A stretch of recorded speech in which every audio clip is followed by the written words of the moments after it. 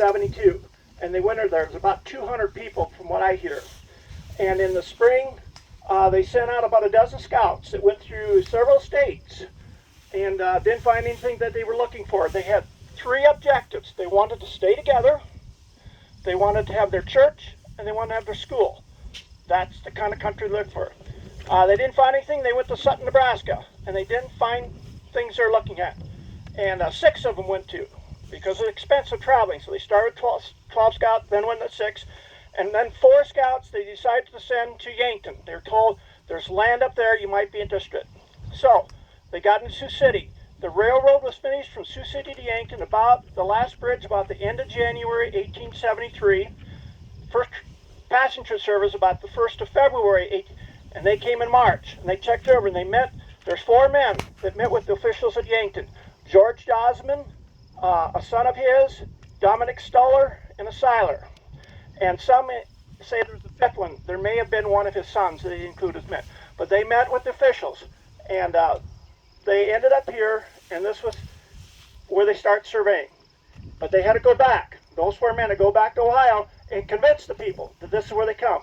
And it was a pretty, what I understand, it was a tough sell, because they thought this frontier was scared to go. So not everybody came. About 6 families stayed back in Ohio, but the rest came to what is this called the Odessa settlement, after Odessa, the big seaport. If you go to Rat's book, Odessa settlement started 3 miles northeast of Lesterville, and if you turn around, you can see the big grain bin straight south of here. Okay, 3 miles northeast, which puts you over here where the Seilers were. And they said the settlement started 3 miles northeast, so that be it in that country. Okay, so they came to this area. They wanted a church and a school. So we got the church, the schools. If you look on section 20, Henry Weidenbach, school. Odessa number 24, school. So we're in Odessa settlement, Odessa township. And if you look over to, let's see, section 23 is Odessa 41, about 2 miles that way. Odessa school. If you go to the government center in Yankton, the only school on the wall is Odessa 24, and it's an antique school. Okay? Next map. This is the homestead map. George Jansman was about 52, 53. He was kind of the senior group. His obituary from 1890 says he was a man of means and influence, so he had a little money.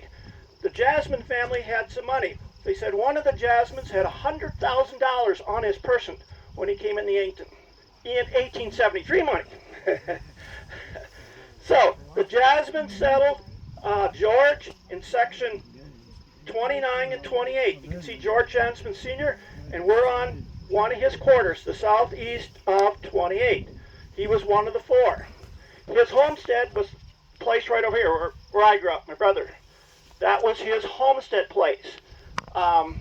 He didn't start with a sod house. He had means. He built a little 10 by 12 shed, and they lived in that, and they built a house, and the assessor said the house is older than 1880. So I'm pretty sure it's the house he built after the 10 by 12 shed, which was our calf shed. So that house is built all with square nails. It's got funny lumber, terrible. Okay. So and if you look here, the Jasmines had money. There's 15 quarters of land. If you look on this map, that excludes those that were spouses. You know, they had Jasmine ladies. So big name, the Jasmines.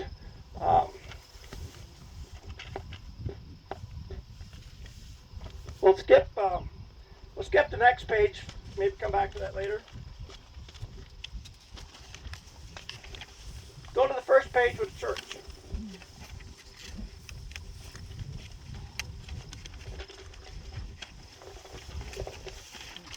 I didn't realize it, but you know, most of these frontiers, they started in homes, and then they quickly maybe went to a sod church, and then went, you know, a wood church from 1900.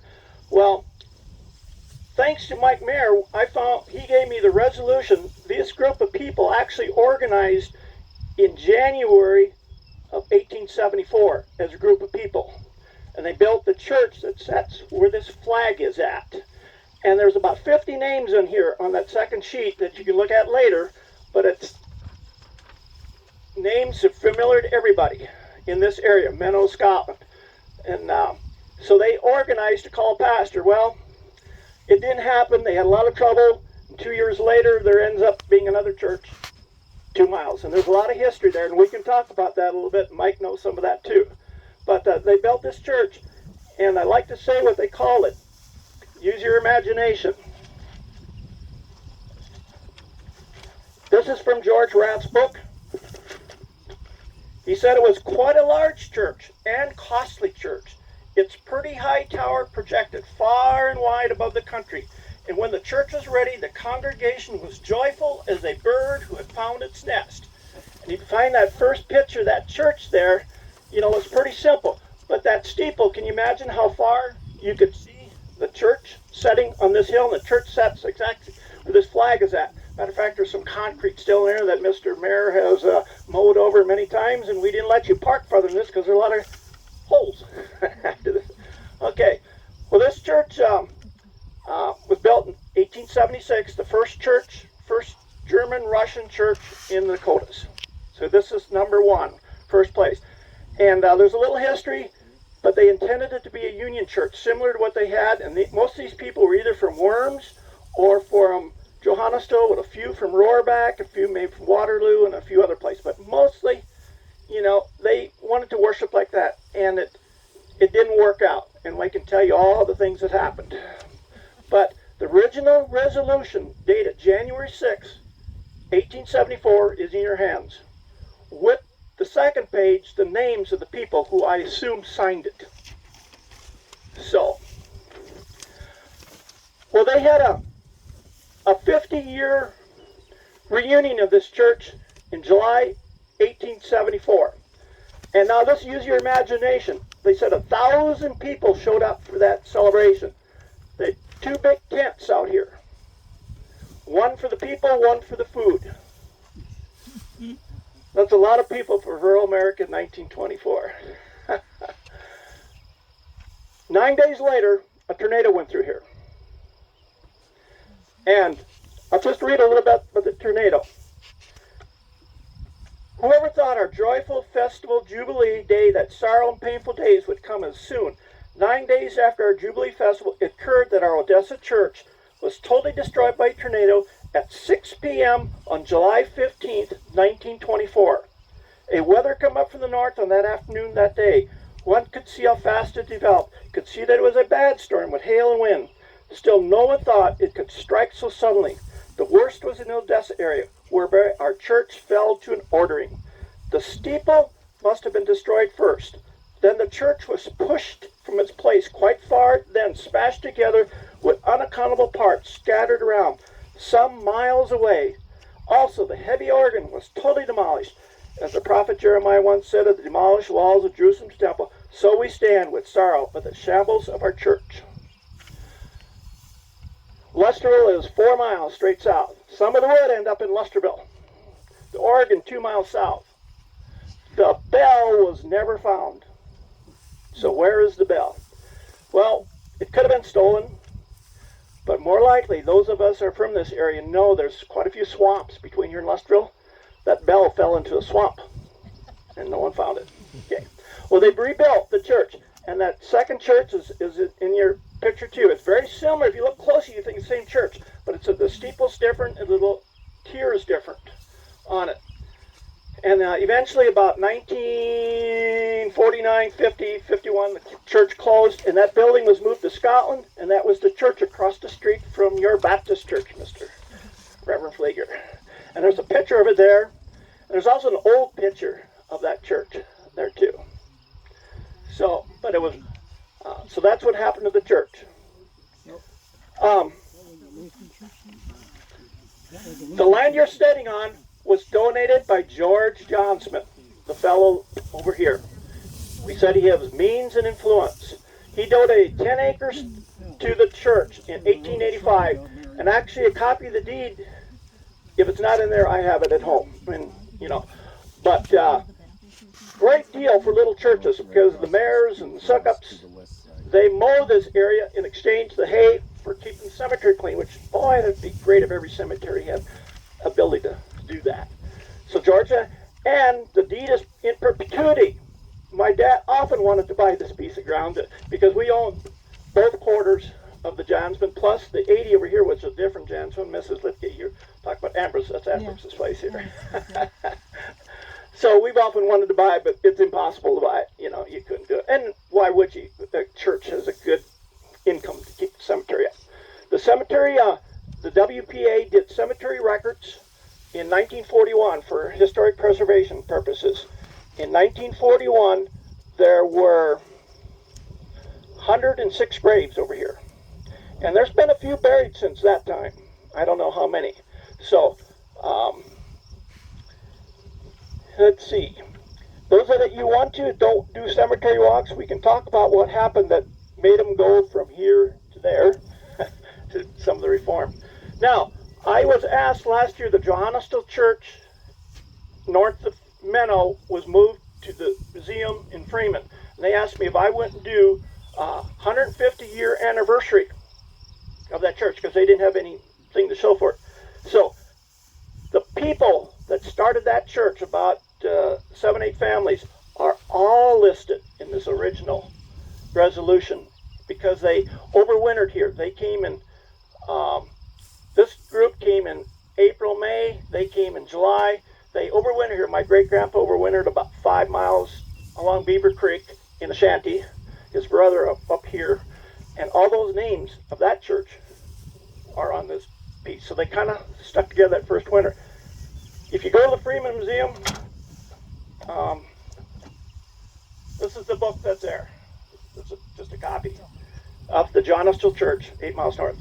All the history of that church is almost, you know, all the people were from here, from Johannesville, that sort of thing.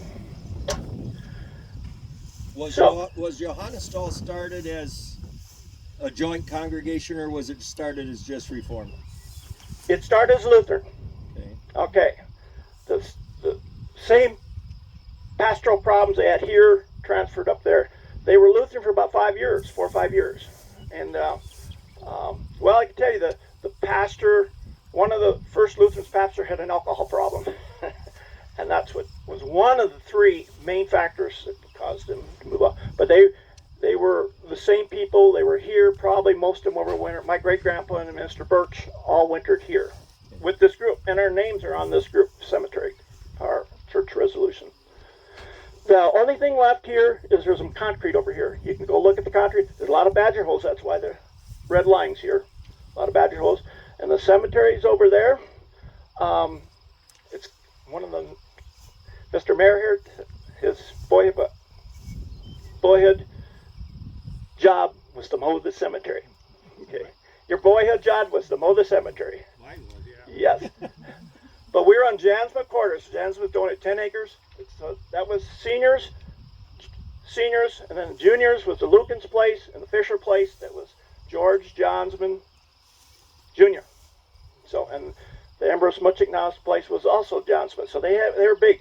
Now he died in about 1890, and then they started selling out. They ran a store in Scotland, and most of the family moved out west to Portland, Oregon, from what I understand. Anything important I missed? You can drive over to the cemetery if you like. There's a road right down there. It's not wet right now. You can get down there. Anybody else just wants to talk and visit? We got some experts here, Mike Mayer and others that, you know, maybe know more and a lot more. So you said that's where Ambrose is buried, is over there? Is Ambrose buried over here?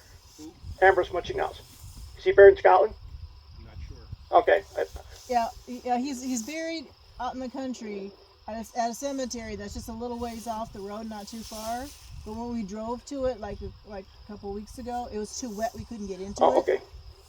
Yeah. There are lepties here in Mutchighouses. But the Mutchignaus house is which. Would that be up there on the 46 and another mile up? Something like that. Yeah. Okay. There's two Reformed churches. There's another Reformed church a mile and a half east and a half mile south across the same section where Haribo lives. So there's 2 Reformed churches, the Odessa and the Hofsnook, however you say the word. Okay. Yeah. So, and you're going to find some of the same names in all 3 of them, you know.